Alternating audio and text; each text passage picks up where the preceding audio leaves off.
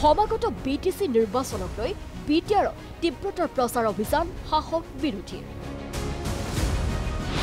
গড়েশ্বৰত BTC নিৰ্বাচনৰ marathon প্ৰচাৰ ইউপিপিএলৰ বাক্সাৰ হালবাৰী পৰিষদীয় সমষ্টিত ইউপিপিএলৰ হৈ প্ৰচাৰ সাংসদ জয়ন্ত বসুমতাৰীৰ আমি এইবাৰ আমাৰ কাৰণে সুবৰ্ণ সুযোগ কাৰণ যোৱাবাৰ কাৰোবাৰ লগত আমি একেলগে চৰকাৰ গঠন কৰিছিলোঁ এইবাৰ অকলশৰীয়াকৈ যুঁজাৰ কাৰণে প্ৰত্যেকটো ৰাজনৈতিক দলে সিদ্ধান্ত গ্ৰহণ কৰিছে আমিও সিদ্ধান্ত লৈছোঁ এই কাৰণে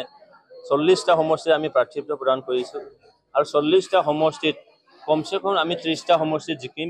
বিটিআৰত নিৰ্বাচনী প্ৰচাৰ অভিযানৰ মাজতে দুৰ্বৃত্তই জ্বলালে বিজেপিৰ নিৰ্বাচনী কাৰ্যালয় আপোনালোকে শুনিব কোনে জ্বলাইছে জেলত দুটাব আজি এইটোৰ কাৰণে অহাকালি আমাৰ এমএলএ অহাৰ কথা আছে আৰু আমাৰ শ্ৰদ্ধাৰ মন্ত্ৰী অশোক সিংহল ডাঙৰীয়া তেখেতকো আমন্ত্ৰণ জনাইছোঁ তেখেতে কৈছে বনেন্দা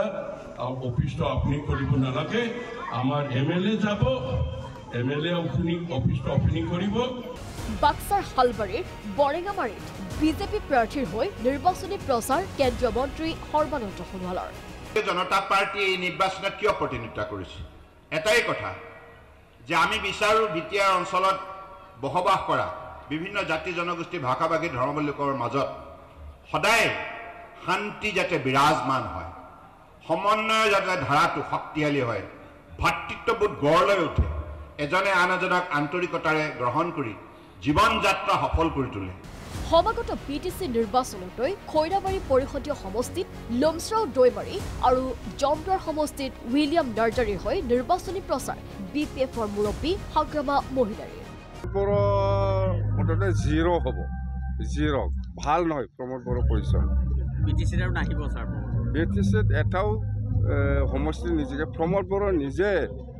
গৈবাৰীত হাৰি আছে নিজে দতমাত হাৰি আছে দুটা সমষ্টিতো প্ৰমোদ বড়ো হাৰিব চন্দন খাম্পা কি হ'ব ছাৰ চন্দন আৰু খাম্পাৰ নামেই ল'ব ইচ্ছা নাই মই এইটোতো জিৰ' বাক্সাৰ মথনগুৰি সমষ্টিৰ ওদালগুৰিত অগপৰ বিশাল নিৰ্বাচনী সভা প্ৰতিদ্বন্দ্বিতা আজি আমি মিত্ৰতাত ভাৰতীয় জনতা পাৰ্টিৰ লগত আমি মিত্ৰতাৰে চৰকাৰত আছোঁ ইউপিপিএলৰ লগতো আমাৰ বন্ধুত্ব আছে গতিকে আমাৰ মূল শত্ৰু কংগ্ৰেছ আৰু যাৰ লগত আমি নাই সেইবিলাকতো প্ৰতিদ্বন্দ্বী আৰু চাওক মইতো স্পৰ্টছমেন হয় যেতিয়া কোনোবাই বক্সিং লীগত নামে প্ৰতিদ্বন্দ্বীৰ লগত প্ৰতিদ্বন্দ্বিতা কৰে সেই সময়ত আৰু এই যুদ্ধৰ সন্মুখত অন্য কথাবোৰ নাভাবে নহয় এনেইতো বন্ধুত্বই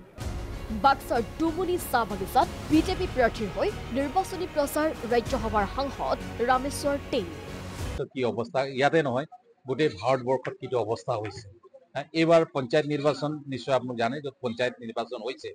আজি বিশেষকৈ গৌৰৱ গগৈৰ যিটো সমষ্টি যোৰহাট লোকসভা সমষ্টিত কি হৈছে তেওঁতো তাতো জিকা নাই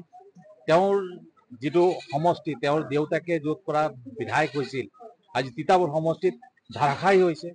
কতো জিকা নাই তেওঁলোকে সেইকাৰণে কংগ্ৰেছৰ অৱস্থা একেবাৰে বেয়া আৰু এইবাৰ বিটিআৰ যিটো ইলেকশ্যন হ'ব এই ইলেকশ্যনত তেওঁলোকৰ অৱস্থা একেবাৰে বেয়া হ'ব আমাৰ ইয়াত সকলো জাতি জনগোষ্ঠীয়ে বাস কৰে আৰু সেইকাৰণে ভাৰতীয় জনতা পাৰ্টি পদুমফুলো ইয়াত খুলিব লাগিব আৰু তাৰ কাৰণে ইতিমধ্যে আমি পাৰ্টি ফালৰ পৰা সিদ্ধান্ত লোৱা হ'ল যে আমি 30টা চিটত খেলিম 40টা চিট আছে আৰু সেইকাৰণে পাৰ্টিটো আগবঢ়াইছোঁ বাক্সাৰ কোকলাবাৰী পৰিষদীয় কংগ্ৰেছ প্ৰাৰ্থী জগদীশ মদাহীৰ হৈ নিৰ্বাচনী প্ৰচাৰ কংগ্ৰেছ নেত্ৰী মীৰা বৰঠাকুৰৰ সততাৰ প্ৰতিষ্ঠা হোৱাটো বিচাৰিছে মোৰ বিশ্বাস জগদীশ মদাহী ডাঙৰীয়া তেখেতে জয়ী হ'ব এইটোৱে আমি আশা কৰিছোঁ আপোনাৰ বিপিএফে কওক ইউপিপিএলে কওক বিজেপিয়ে কওক সকলোৱে মাফিয়া মুখ্যমন্ত্ৰীজনে মাফিয়া আপুনি যদি ভালকৈ চাই বিপিএফৰ মূল প্ৰধানজনেই মাফিয়া আপুনি যদি ইউপিপিএলৰ প্ৰমোদ বড়ো এসময় আমাৰ ভাল বন্ধু গতিকে প্ৰমোদ বড়োৰ কথাটো এতিয়া মানে এনেকুৱা গ্ৰাসত হৈছে চাৰিওফালৰ পৰা চেপিছে প্ৰমোদ বড়োৱে ভাবিছে কংগ্ৰেছে আহক তথাপিও মাফিয়াবিলাক আহিব নালাগে ব্যুৰো ৰিপৰ্ট প্ৰাগ নিউজ